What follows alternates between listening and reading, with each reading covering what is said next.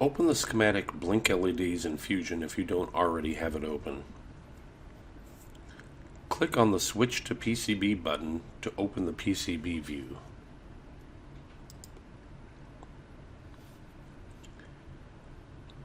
It is very important to keep both documents open at the same time. They are linked together. If you add or delete a component or move a wire in the schematics, it will automatically appear or change in the PCB layout. Notice that the project file has both the schematic and the PCB file in it. Go back to the PCB layout. In order to manufacture a PCB correctly, we need to set the design rules. This is a list of parameters that sets limits on how thick a trace can be, how small a hole can be, and lots more. Click on Rules and Design Rules. You can load the UTA PCB design rules by selecting Load, Browse, and the file is actually stored on our GitHub page, and we will provide a link to it in the video description. Select the design rules, click Open, and you'll notice that the rules have changed. These define things such as the wire-to-wire distance, the drill clearance, the copper width, all very important parameters. Click OK. The standard size of our PCB blinks is 4 by 5 inches. For a double-sided PCB, we need an additional ½ inch to be clear of components to copper plate the holes. So the maximum size for a double-sided PCB is 4 by 4.5 inches or 3.5 by 5 inches. What is the size of the default PCB in Fusion? The yellow lines are the board outline. The bottom left should always be located at the origin. To measure them in inches, let's open the grid settings.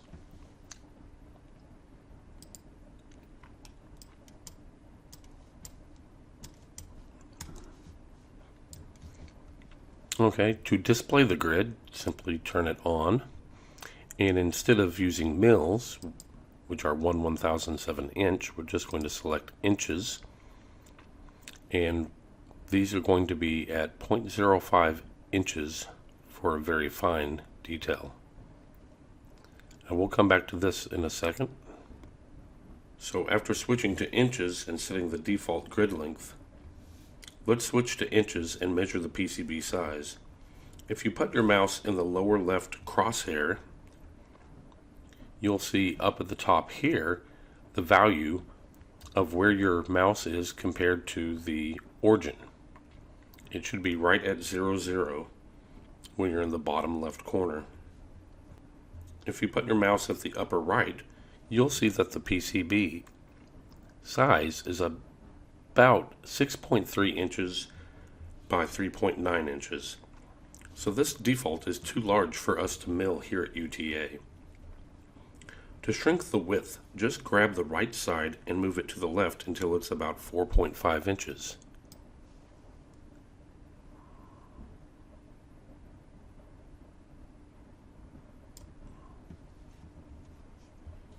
You can do the same with the top.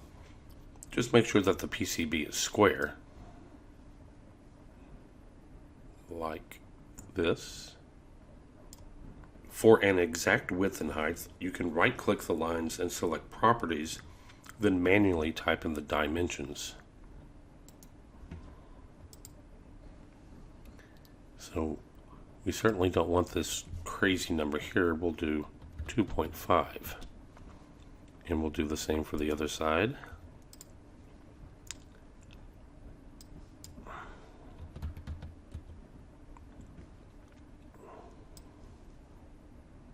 And let's bring this down a little bit smaller. We'll just not assign it a physical size for right now. There are several different layers used to make a PCB. The board outline, sometimes called the profile, is on the board outline layer, layer number 20 on the drop-down list.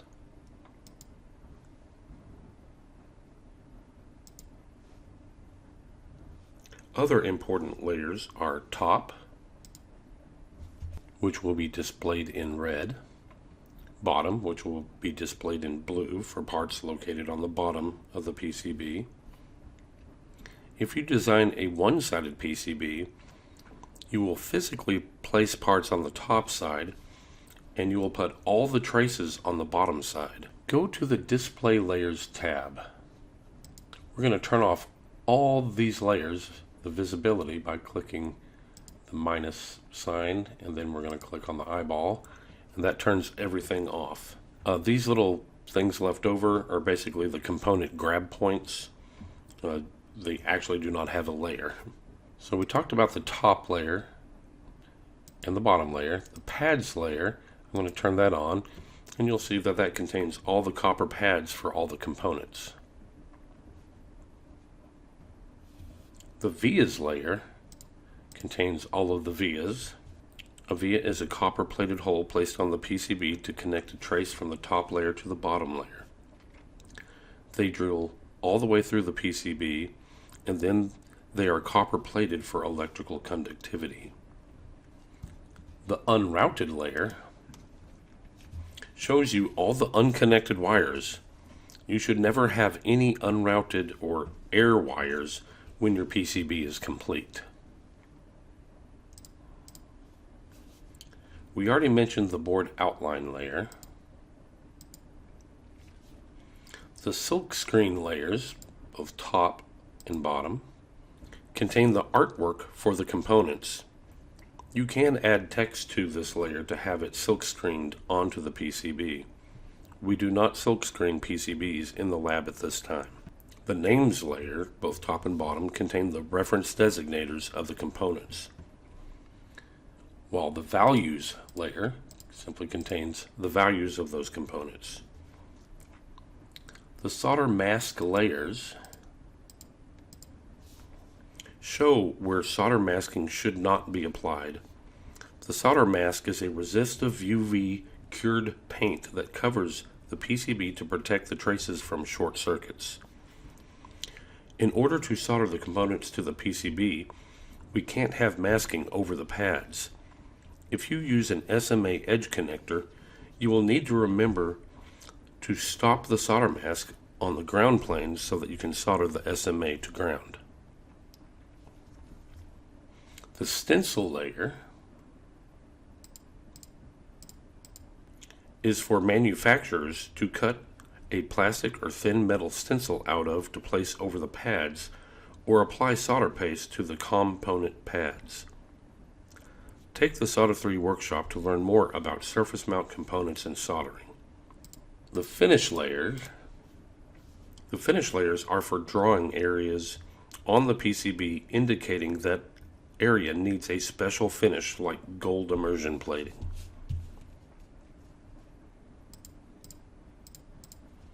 The glue layer will place glue around certain components that are exposed to stress.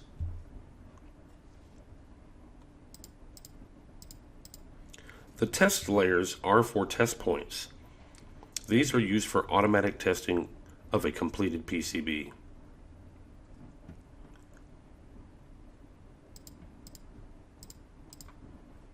Layers 39 and 40 keep all components out of a specific area on the PCB. In other words, it will throw an error when you do the design rule check.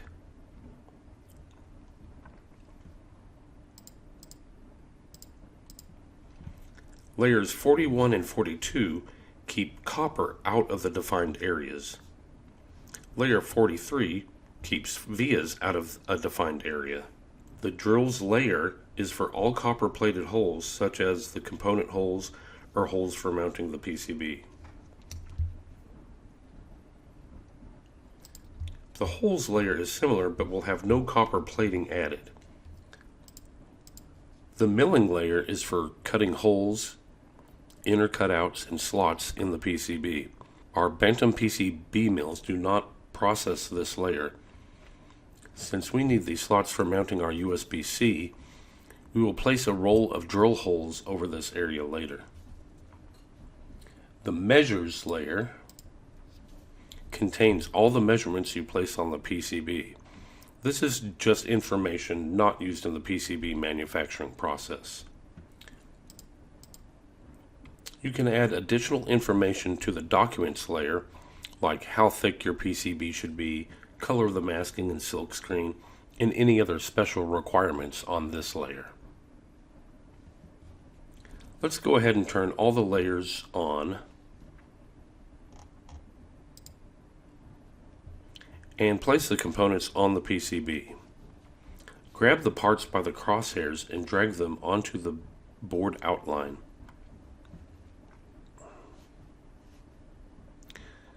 The USB-C should go towards an edge so you can plug in the USB-C cable to power the PCB.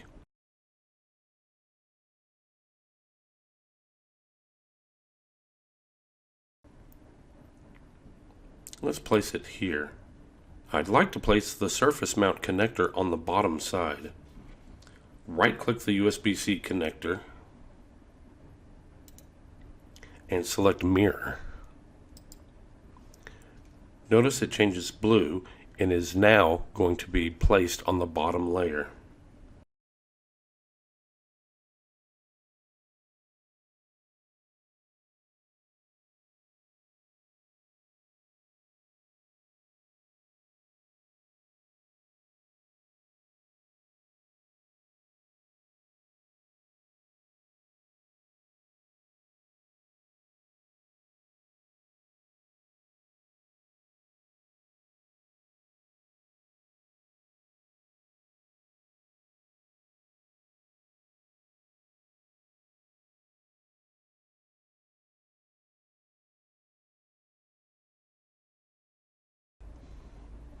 Now that we have our parts placed, I'm going to put R5 and I'm going to rotate it,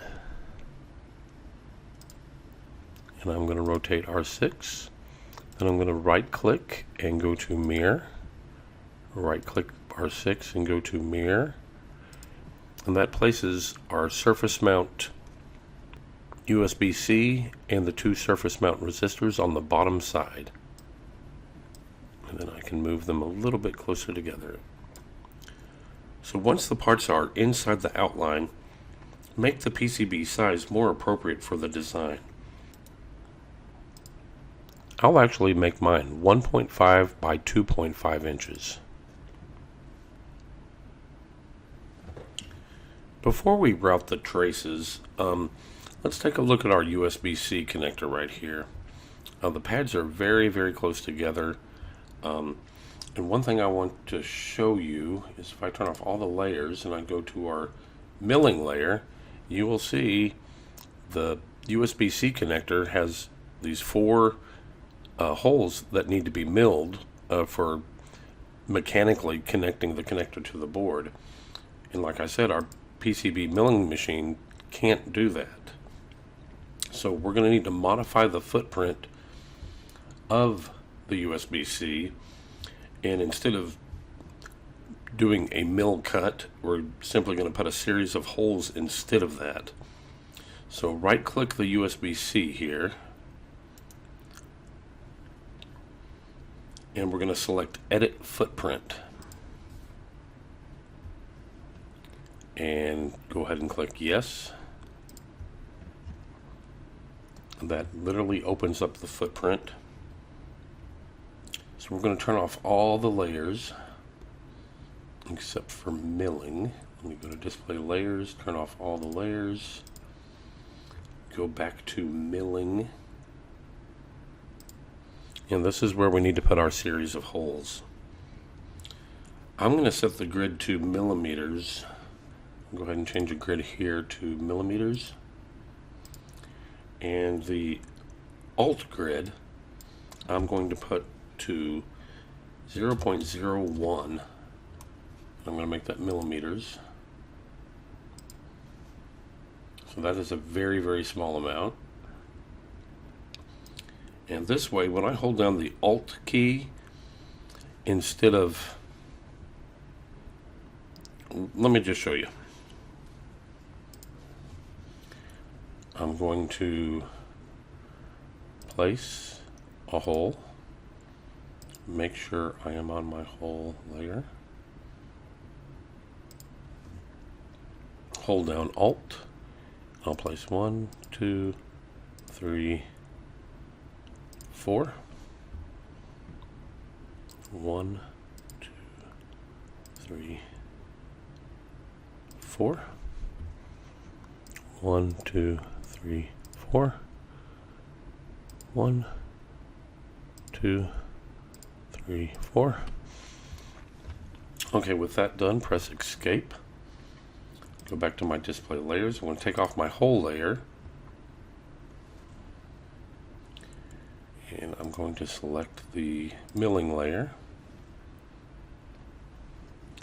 And I'm going to select everything. I'm going to hit delete, and that only leaves our holes visible, which technically should be off. Okay, I'm going to save the file.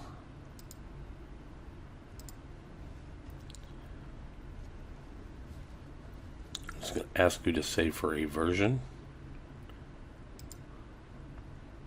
And I'll just click Save.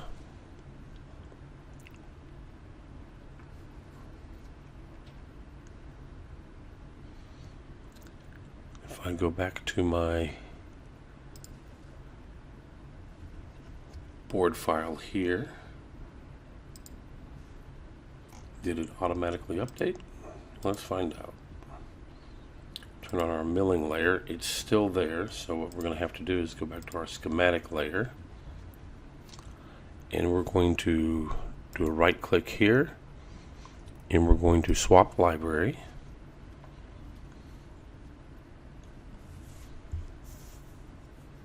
And we're going to hit swap.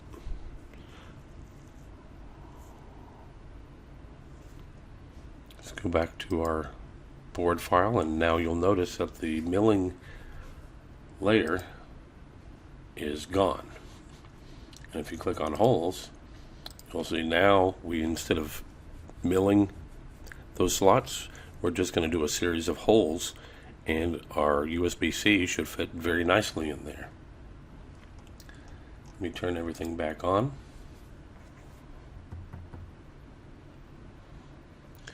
Okay, now that we got our USB-C mills changed over to holes, let's go ahead and try to do a quick route on this. Click Quick Route, Auto Router. I don't want any traces on the top. I want to make this a one-sided PCB. All of our traces on the bottom. That's why we moved our surface mount parts to the bottom. Effort high, continue, start. And if you're lucky, you will get 100% on one of these. I'm going to click on these different ones. This one looks awfully choppy, like a lot of 90-degree turns. This one looks pretty choppy too.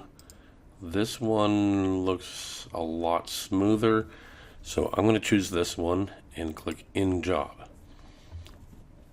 Now, if you can't get 100%, it's not the end of the world. If you still want to make a single-sided PCB, and let's say you need to make a connection from, and you want to connect it to pin 2 here, what you can do is you can put a 0 ohm resistor on your board that's connected from R4 going to pin 2, and then you would just place one pad of that 0 ohm resistor here. You'd stretch the resistor over the gap and put another, this is the other end of your 0 ohm resistor, and then you can easily get to pin 2 from the other side. So by placing some 0 ohm resistors in there, you can jump over these traces with a wire. Okay, and feel free to move the reference designators around just so it's more readable. You can go back and make it pretty. Like if these traces right here don't need to be that close together. You can move them. Like this trace is very close to this jumper pin. I can just move the jumper a little bit out of the way here, creating more room. And then I can move this. If I hold down Alt, I can move this very closely. And just anywhere you see that two traces are extremely close together, just hold down Alt and then just move it away just slightly. Like right around here, I don't like this. I'm just going to move this over. I'll move this down. There's plenty of room here to go around. And then we can make it like that. There. Now we're not right up against this pad. It's going to make soldering a lot easier too. Like all in here, this is kind of close. I'm just going to move this out just a little bit. We don't want to get too far. I'll move this out. I'll move this out. I'll move this down. And just make it a little bit more roomy, so that we're not so crowded around this pin here. Okay, so I advise going around and doing that to your entire PCB. And let's go ahead and look at our 3D model. Not all of our parts have 3D models, so I don't expect it to be complete. But if you click on Push to 3D PCB, and you want the solder mask, this right here tells you all these components do not have a 3D model. We only have like 5 parts here. And go ahead and click Push. That'll send it over to the CAD program of Autodesk Fusion. And you can see here we can move it around. And this is what our PCB is going to look like. And we can see the traces on back. And you can see this is our USB-C.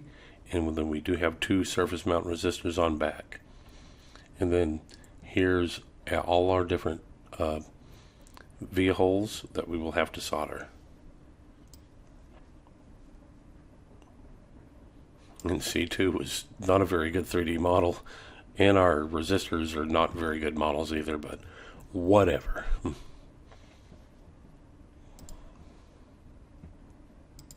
How do you plan to secure your PCB? We have sets of different size standoffs so that you can secure your PCB. You should add 3.5 millimeter holes in your PCB to accommodate for the standoffs. So we're going to place a hole. We're going to make that, since we want millimeters, I'm going to switch over to millimeters. And okay, it's still in inches, so I'm going to cancel the hole and place hole. Now we're in millimeters, and we want a 3.5 millimeter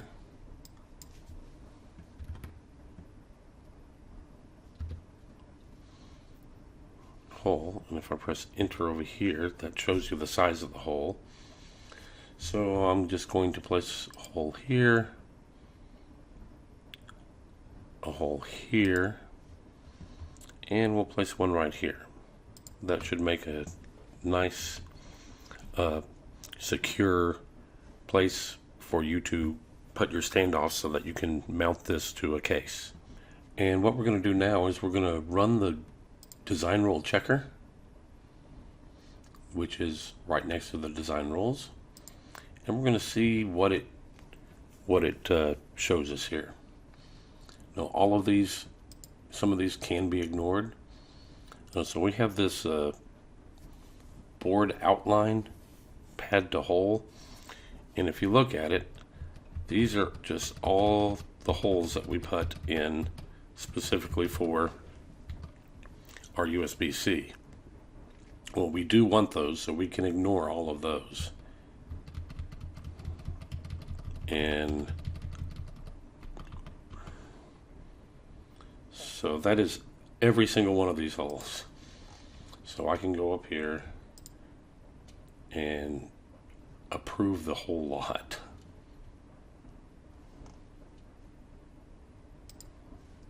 So I'll just click approve until they all go away.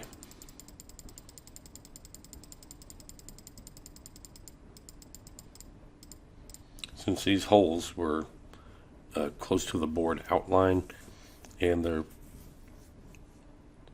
fairly small, but they're definitely big enough for our PCB mills. Okay, we've got a copper clearance, SMD to SMD. So this is literally part of the USB-C pad design. We can't really change that. Our mills should be able to mill this out. It is slightly less than 16 mils, but we can produce this. So this one, and this one, I'm going to go ahead and approve those.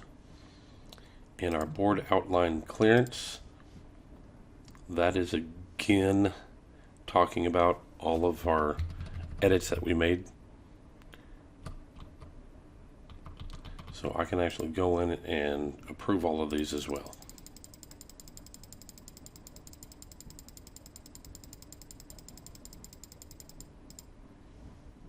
Okay, so that clears all of our errors. We looked at them. We know that they're exactly what we wanted to do.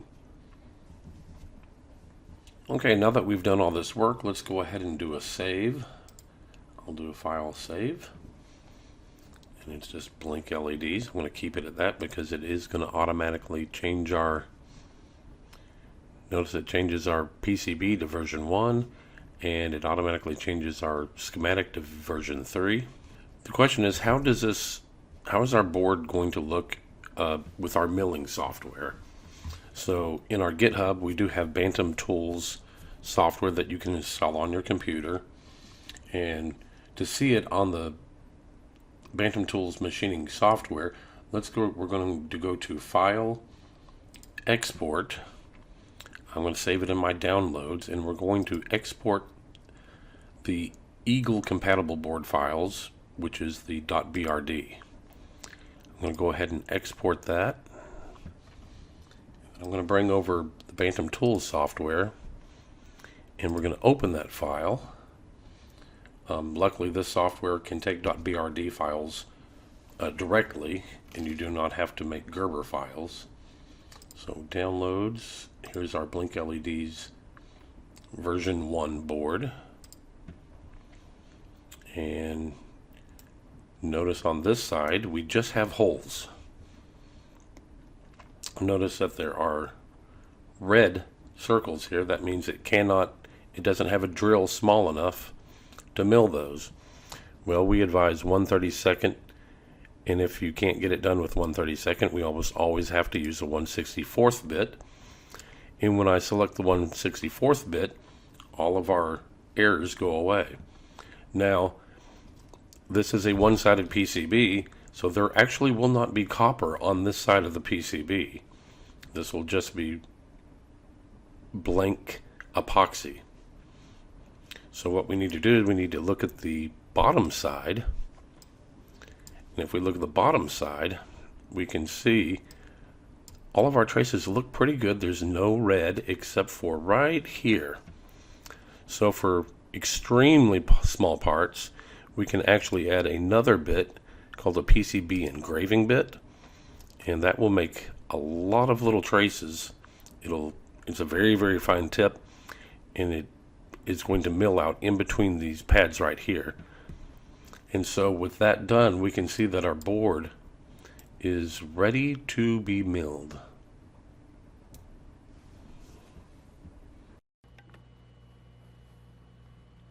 Okay, after milling a slightly different layout on this PCB, we have this right here. As you can see, all the components are on the top side. We have an IC socket soldered in, besides soldering in the IC completely straight into the PCB. We have our capacitors, our LEDs, our test points. On the other side, you'll see that it is tinned. And let me try to get a really good close-up of the USB-C to solder those resistors on by hand, and also the USB-C. Okay, I'm going to plug it in. Let's see if it works. USB-C. Goes in here, and just press the button, and presto, PCB finished.